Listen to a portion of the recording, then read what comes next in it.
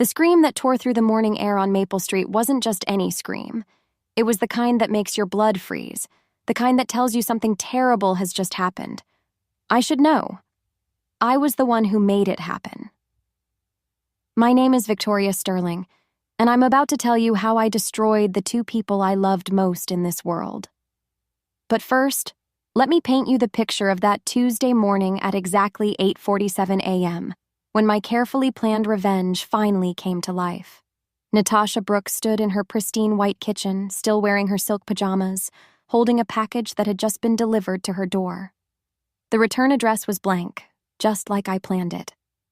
Her perfectly manicured fingers trembled as she tore open the brown wrapping paper, expecting maybe a late birthday gift or something from one of her real estate clients.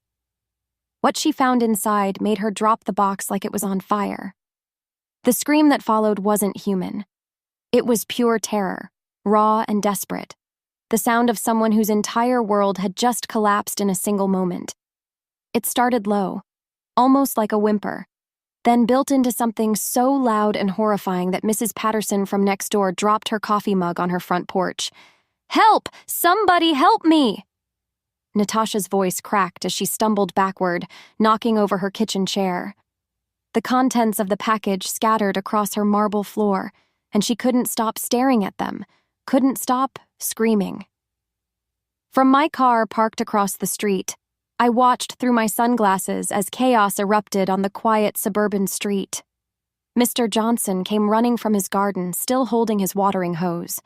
The young mother from 3 houses down rushed out with her baby still in her arms. Even old Mrs. Chen, who never left her house before noon, appeared on her front steps in her bathrobe. "What's wrong? What happened?" Voices called out as more neighbors gathered on Natasha's front lawn. But she couldn't answer them. She just kept screaming, pointing at her open front door like something evil was inside. Mrs. Patterson was the first to reach the door. "Honey, what's the matter? Are you hurt?" But when she looked inside and saw what was scattered across the kitchen floor, her face went white. She quickly stepped back, pulling out her phone with shaking hands.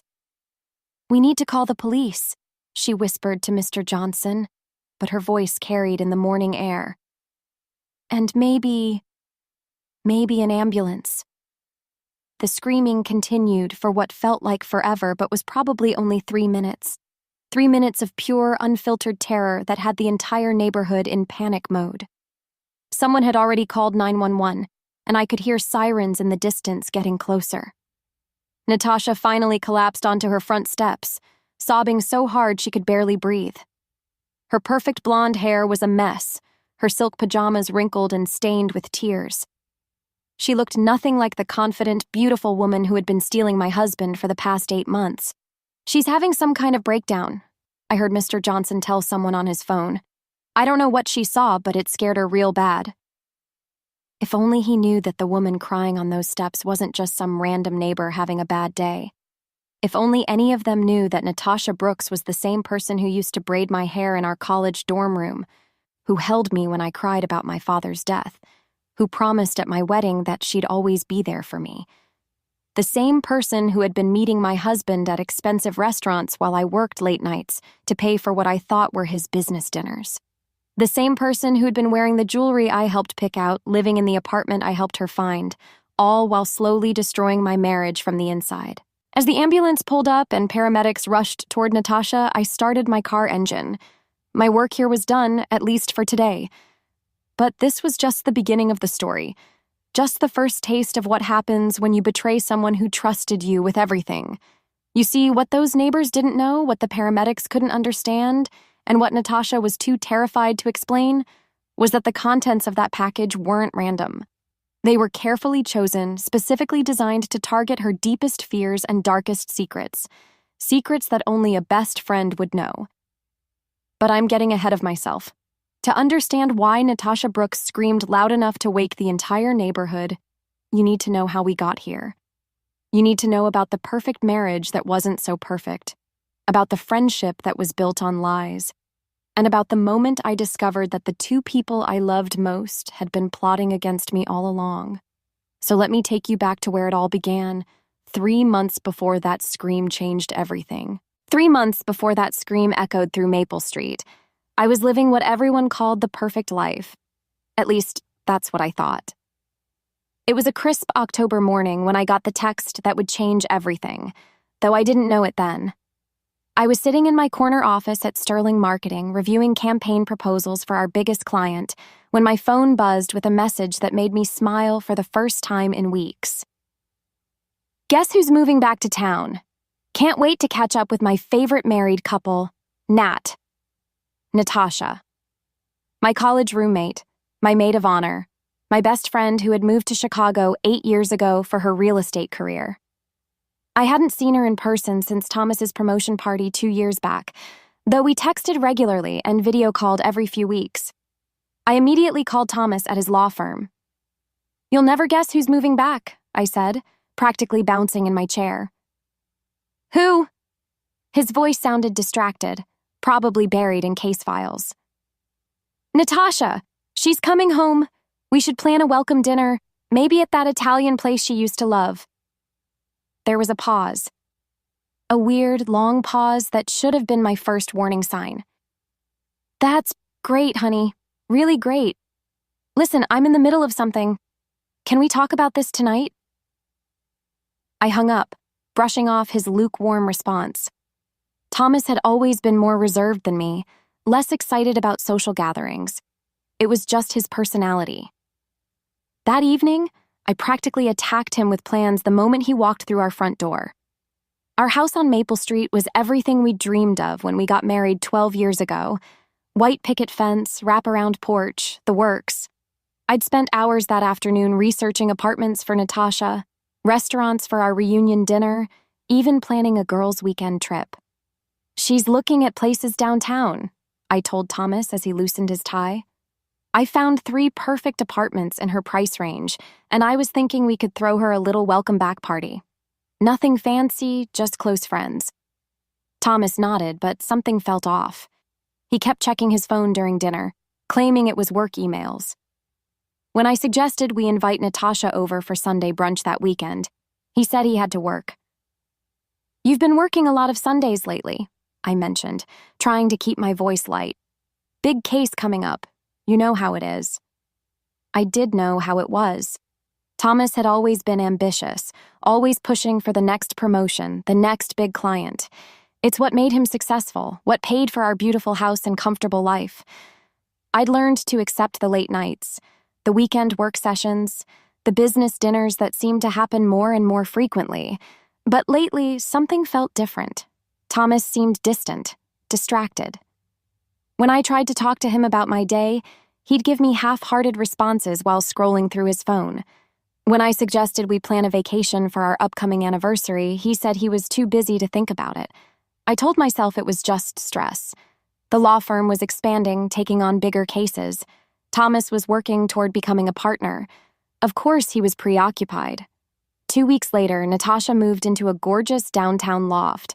I helped her unpack, just like old times, laughing as we discovered she still had some of our college photos tucked away in a box. "Look at us," she said, holding up a picture of the 3 of us from my engagement party. "We were so young." In the photo, Thomas had his arm around me while Natasha stood beside us, all of us grinning at the camera. We looked so happy, so innocent. Thomas looked at Natasha the same way he looked at everyone back then. Polite, friendly, nothing more. "I can't believe it's been 12 years since your wedding," Natasha continued. "You two still seem so happy together." "We are," I said automatically, though even as the words left my mouth, I wondered if they were still true. That night, I tried to talk to Thomas about my concerns. We were getting ready for bed, going through our usual routine that had become more mechanical than intimate over the past few months. "Do you think we're okay?" I asked, sitting on the edge of our bed. "What do you mean?" "I mean us. Our marriage. You seem so distant lately." Thomas paused in the middle of brushing his teeth. "I'm just stressed about work, Vic. You know that." "I know, but can we not do this tonight? I have an early meeting tomorrow." He climbed into bed and turned away from me, ending the conversation before it really began. I lay there in the dark, listening to his breathing, wondering when we'd stopped really talking to each other. If I'd known then what I know now, I would have paid more attention to the way Thomas's face changed when I mentioned Natasha's name. I would have noticed how he suddenly started working even more late nights after she moved back. I would have questioned why he seemed to know exactly which downtown area she was looking at for apartments. But I was still living in my perfect marriage facade, still believing that 12 years of love and trust meant something. I had no idea that my husband and my best friend were about to destroy everything I thought I knew about my life. The night my world shattered started like any other Tuesday evening in November. I was making Thomas's favorite dinner, grilled salmon with asparagus, while he claimed to be working late again. It had become our routine, me cooking for one, eating alone, saving him a plate that would sit in the fridge until morning. I'd been trying to reach him for an hour about weekend plans with Natasha, but his phone kept going straight to voicemail. Finally, around 8 o'clock, I decided to surprise him at the office with dinner. Maybe we could eat together for once, talk like we used to. The law firm's building was mostly dark when I arrived, just a few scattered lights in windows. Thomas's office was on the 7th floor, and I knew the security guard would let me up. I'd done this before during his genuinely busy periods. But when I reached his floor, his office was empty. Dark. His computer was off, his briefcase gone. "Excuse me," I asked the cleaning lady in the hallway. "Do you know if Thomas Sterling left already?" She looked confused. "Mr. Sterling?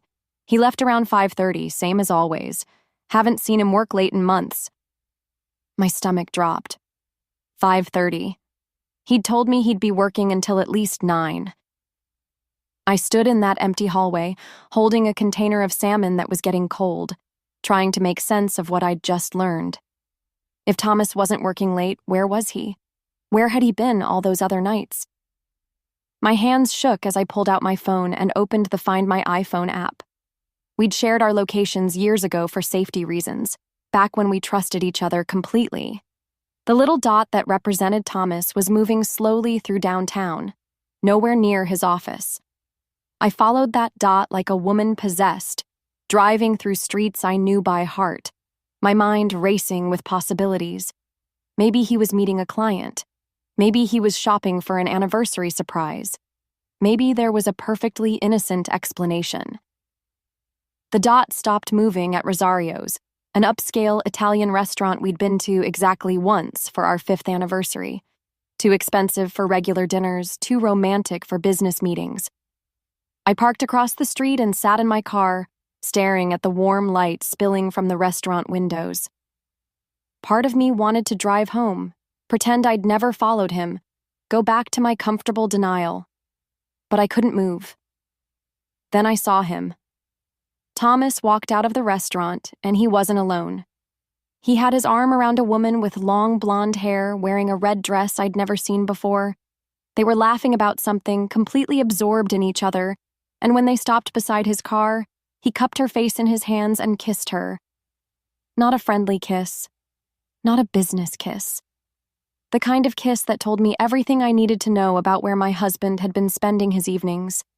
But it wasn't until the woman turned toward the streetlight that my heart completely stopped beating.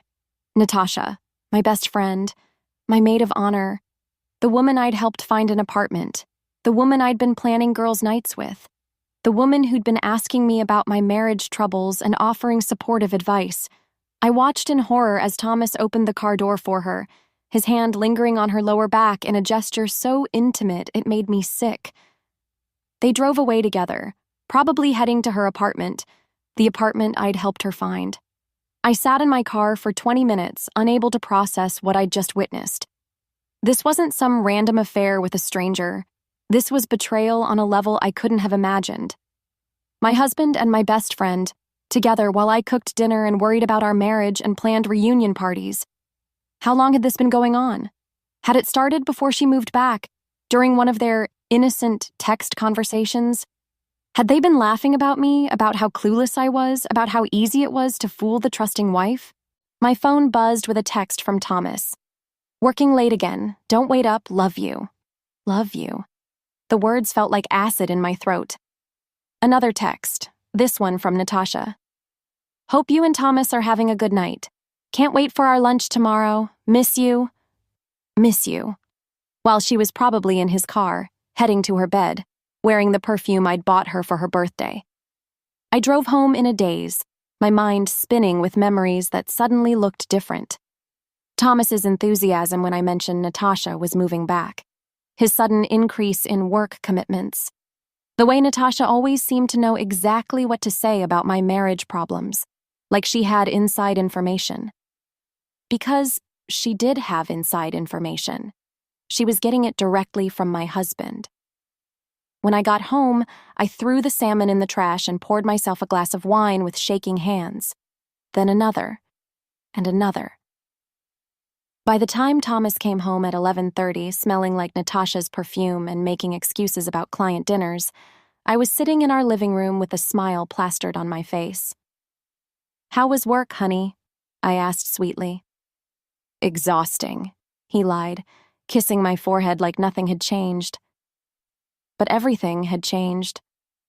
As I watched him head upstairs to shower off the evidence of his betrayal, I realized that the woman who'd driven to his office with dinner was gone forever. In her place sat someone new. Someone who was going to make them both pay for what they'd done. The next morning, I woke up with a clarity I hadn't felt in months. While Thomas showered, humming like he didn't have a care in the world, I made coffee and toast, playing the role of the devoted wife one more time. But inside, my mind was working like a machine, cataloging every lie, every deception, every moment that suddenly made perfect sense. "I might be late again tonight," Thomas said, straightening his tie in the hallway mirror. "Big depositions coming up." "Of course, honey, I understand." I kissed his cheek, tasting the lie on his lips. "I'm having lunch with Natasha today. Should I tell her you said hello?" For just a split second, his hand froze on his briefcase handle. "Sure. Tell her. Tell her I hope she's settling in well." The moment his car pulled out of the driveway, I canceled all my meetings and began what I now think of as my real education. If Thomas and Natasha thought they could play me for a fool, they were about to learn how wrong they were. I started with our finances.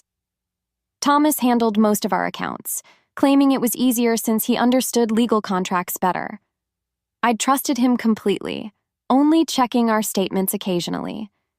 Now I went through everything with a fine-tooth comb. What I found made my blood boil. Rosario's restaurant. Not once, but 7 times in the past 2 months. Each bill for 2 people, each costing more than I spent on groceries in a week. A jewelry store charge for $800 on the same day Natasha had shown me her new necklace from a client. Hotel charges in the city when Thomas claimed to be working late at the office. But the worst discovery was a recurring payment I'd never noticed before. $500 a month, every month for the past 6 months, going to something called Downtown Property Management, the same company that managed Natasha's building. My husband had been paying my best friend's rent. I sat in our kitchen, surrounded by bank statements and credit card bills, feeling like the biggest fool who ever lived. How had I missed this? How had I been so blind? My phone buzzed with a text from Natasha. "Can't wait for lunch. I have so much to tell you about this guy I've been seeing.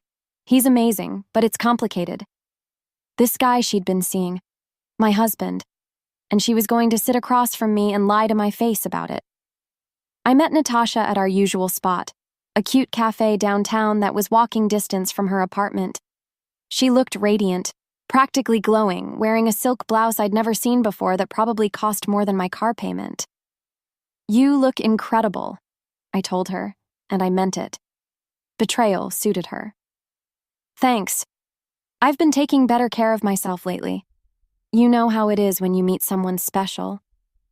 She leaned forward conspiratorially. "I wasn't sure if I should tell you this, but I think I'm falling in love." The audacity was breathtaking. She was going to make me ask for details about her affair with my own husband. "Tell me everything," I said, forcing excitement into my voice. "Well, he's older, more mature than guys I usually date. Successful, sophisticated. He makes me feel like a queen."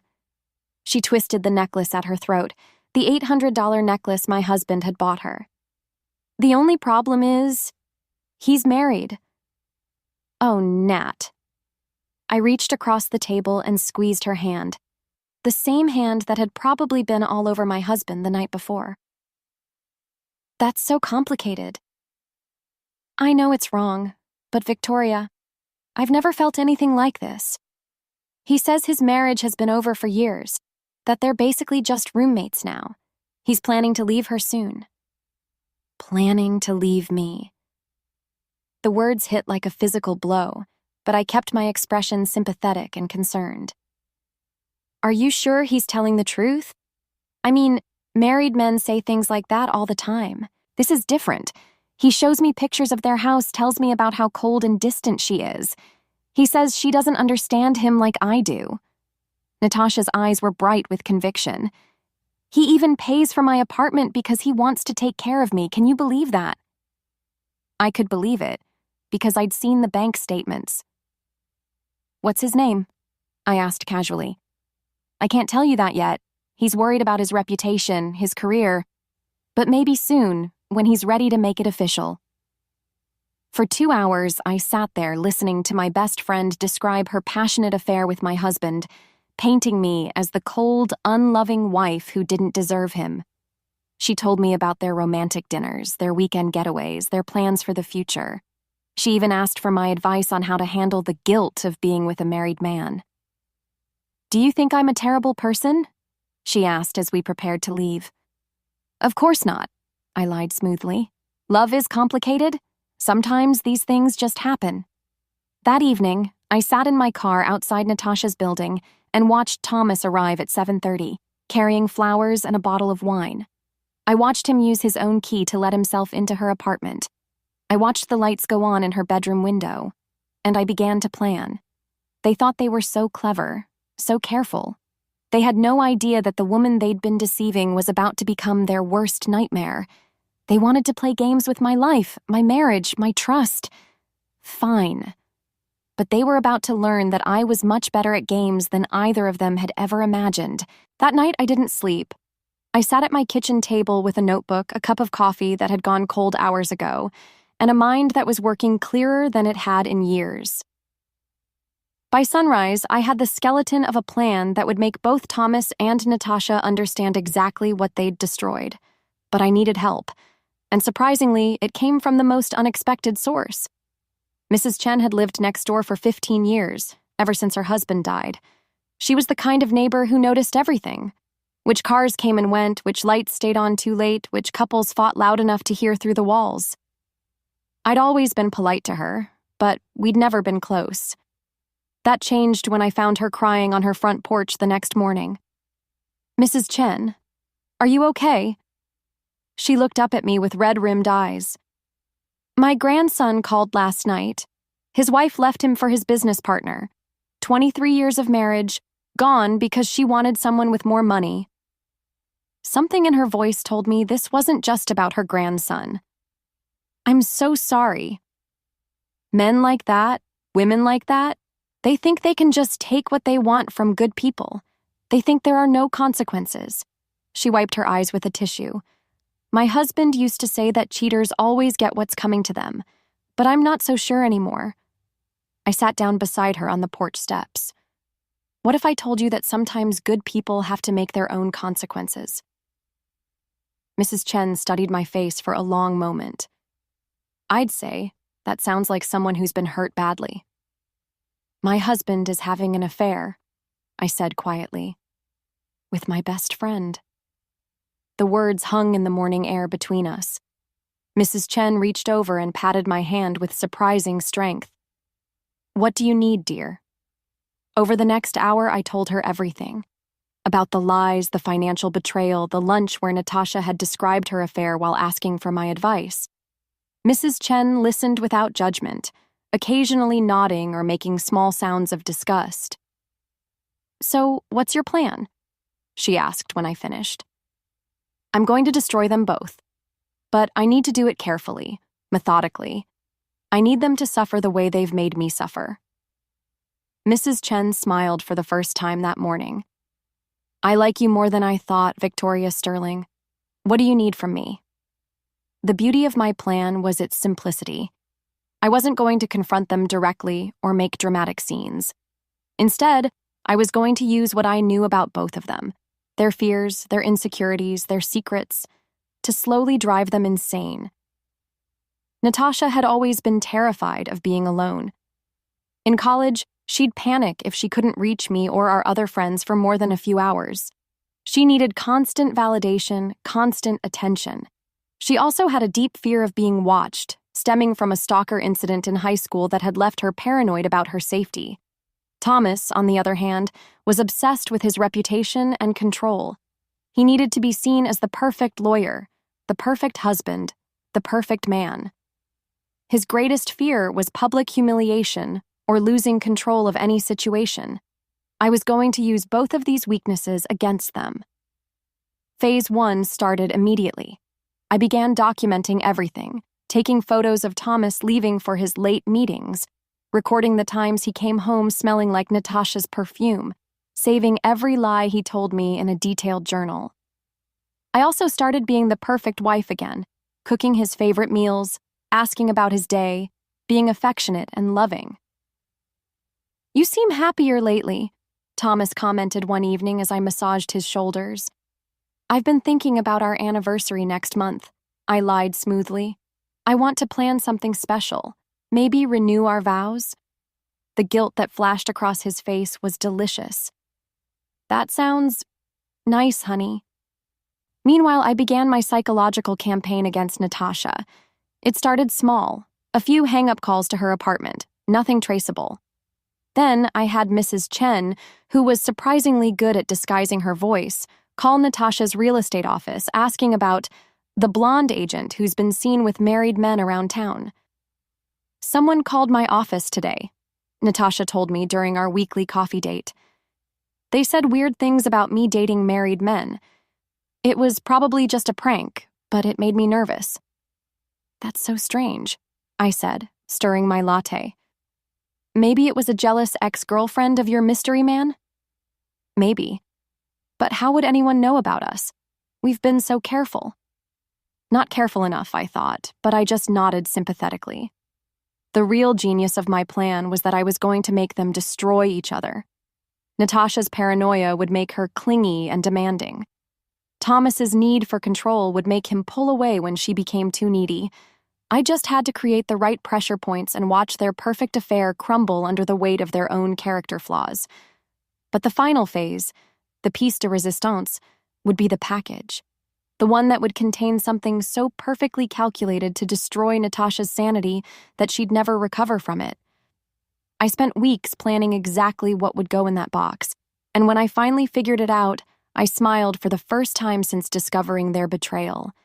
They thought they were playing games with an innocent, trusting wife. They had no idea they were about to face a woman who had nothing left to lose.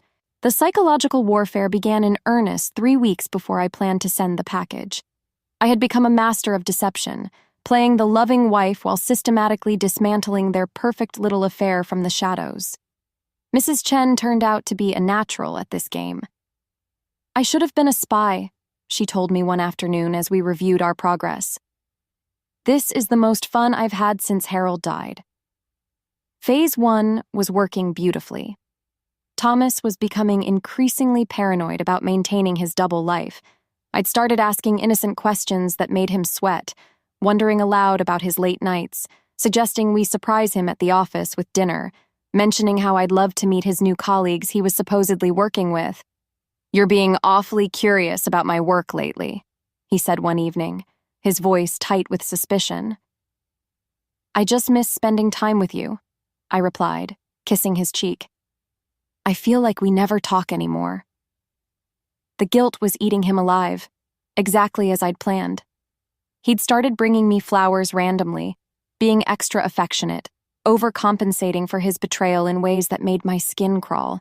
But it was Natasha who was really starting to crack. The hang-up calls had escalated. Mrs. Chen would call at different times, sometimes early morning, sometimes late at night, and just breathe into the phone before hanging up. Nothing threatening, nothing that could be traced back to us, but enough to make Natasha constantly on edge. "I think someone's watching me," she confided during one of our coffee dates. She looked exhausted, dark circles under her eyes that even expensive concealer couldn't hide. "I keep getting these weird calls, and yesterday I swear I saw the same car parked outside my building 3 times. The car had been Mrs. Chen's nephew, who owed his grandmother a favor and didn't ask questions. But Natasha didn't need to know that. "Have you told the police?" I asked, playing the concerned friend perfectly. "What would I tell them? That I'm getting hang-up calls and seeing cars? They'd think I'm crazy." She wrapped her hands around her coffee cup like she was trying to warm herself. "Maybe I am going crazy." "Don't say that. You're just stressed. How are things going with your mystery man?" Her face darkened. "That's part of the problem. He's been distant lately, distracted. I think his wife might be getting suspicious." Perfect. Thomas was pulling away just as I'd predicted. The pressure I was putting on him at home was making him less available for romantic dinners and secret getaways. Natasha's increasing neediness was probably driving him crazy. "Maybe you should give him some space," I suggested. "Let him handle things with his wife." "But what if he changes his mind? What if he decides to stay with her?" The desperation in her voice was music to my ears. "I've given up everything for him, Victoria. I moved back here. I've been living this secret life. If he leaves me now..." She didn't finish the sentence, but I could see the fear in her eyes. Natasha had always been terrified of abandonment, and I was systematically triggering every insecurity she'd ever had. The next phase involved her apartment. Mrs. Chen had a friend who worked for the building's maintenance company. For $50, he was willing to let us know when Natasha would be out for extended periods. We never broke in, never did anything illegal. But we didn't need to.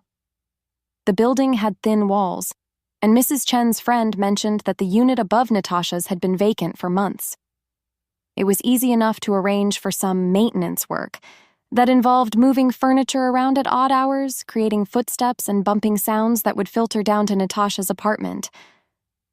"I think someone's living in the apartment above me," she told me frantically over the phone one night. "I hear footsteps, furniture moving, but the building manager says it's empty." "That's really strange," I said, sitting in my comfortable living room while my husband showered off the scent of her perfume. "Maybe it's just the building settling." "Buildings don't settle in patterns, Victoria. Someone is up there and they're doing it on purpose." The paranoia was spreading through her like poison. She'd started calling Thomas more frequently, demanding more of his time, asking him to stay over more often. But Thomas was feeling the pressure from both sides now. Me at home asking questions, and Natasha becoming increasingly clingy and demanding. Their perfect affair was becoming a nightmare for both of them. The final straw came when I had Mrs. Chen's nephew follow Natasha to the grocery store and accidentally bump into her in the parking lot. "Excuse me," he'd said politely. "Aren't you the woman who's been seeing Thomas Sterling?" Then he'd walked away before she could respond, leaving her standing there in shock. That night, Natasha called Thomas in a panic. I know because I was listening on the extension in our bedroom while Thomas took the call in his study. "Someone knows about us," she whispered frantically. "A stranger approached me today. He knew your name, Thomas. How could he know your name?" "Calm down," Thomas said, but I could hear the fear in his voice. "You're being paranoid." "I'm not being paranoid. Someone is watching me, following me, calling me. And now they know about us. What if they tell your wife?" "No one's going to tell Victoria anything," Thomas said firmly. "You're imagining things." But I could hear the doubt creeping into his voice. The perfect, controlled Thomas Sterling was starting to crack under the pressure. It was time for the final phase.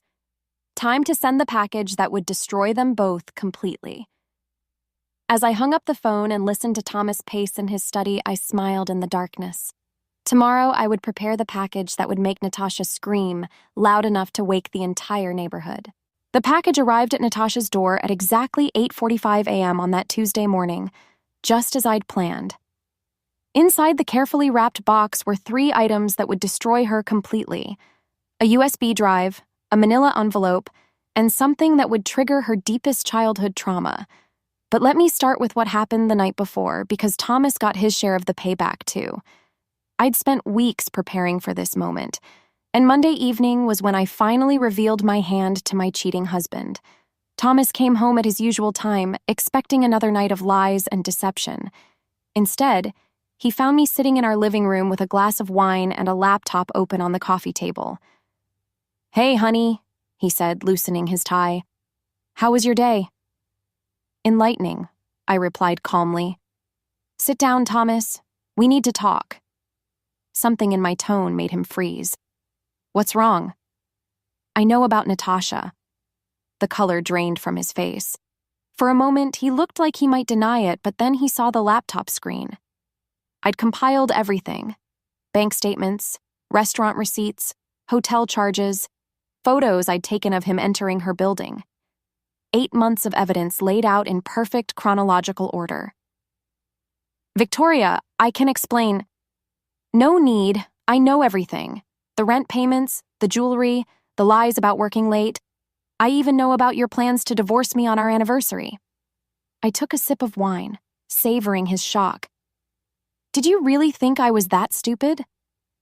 Thomas sank into his chair, his perfect composure finally cracking. "How long have you known?"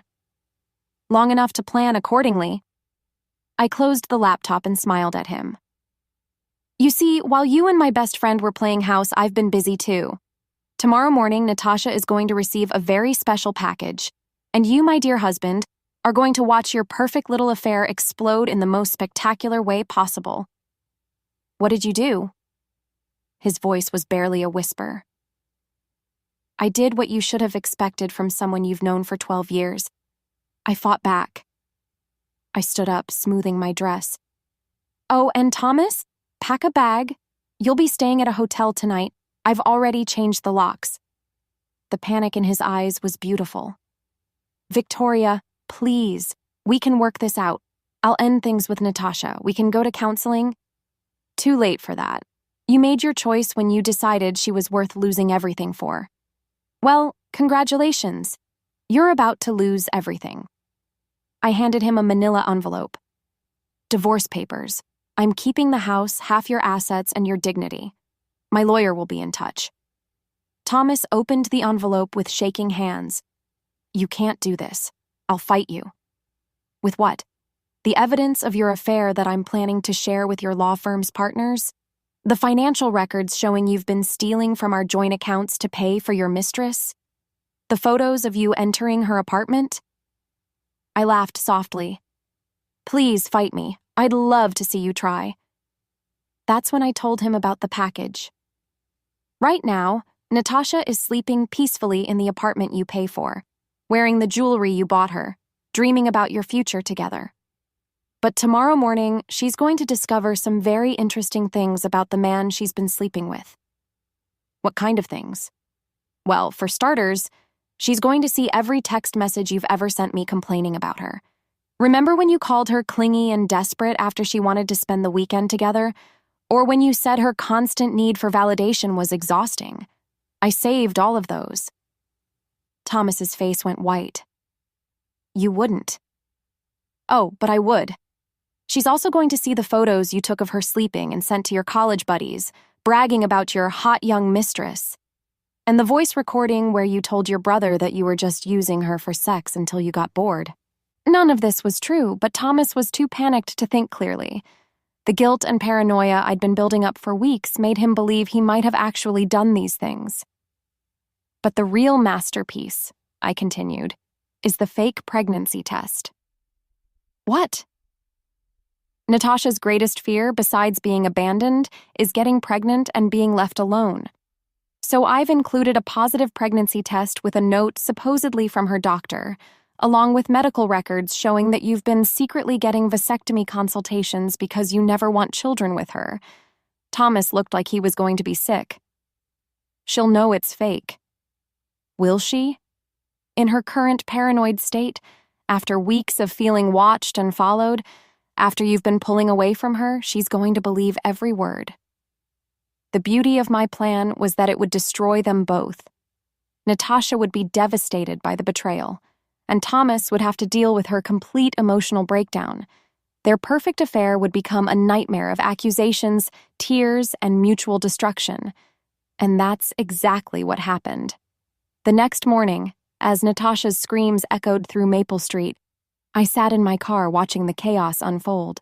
The paramedics arrived, the police came to investigate, and Thomas got the phone call that would haunt him forever. "She's in the hospital," he told me later, his voice broken. "Psychiatric hold. She tried to hurt herself after opening the package." I felt a moment of genuine shock. I'd wanted to destroy her, but I hadn't expected it to go that far. "The police want to question me about the package," Thomas continued.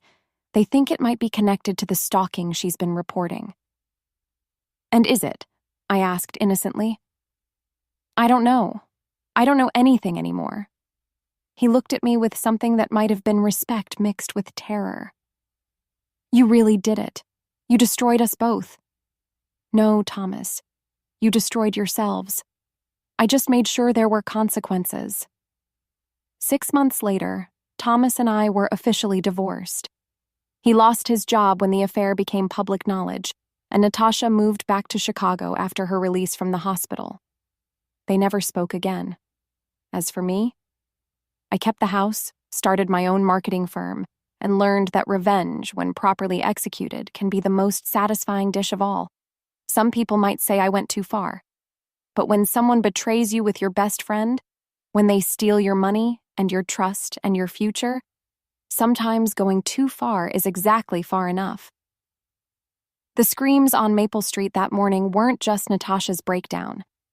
They were the sound of justice being served, one carefully planned package at a time.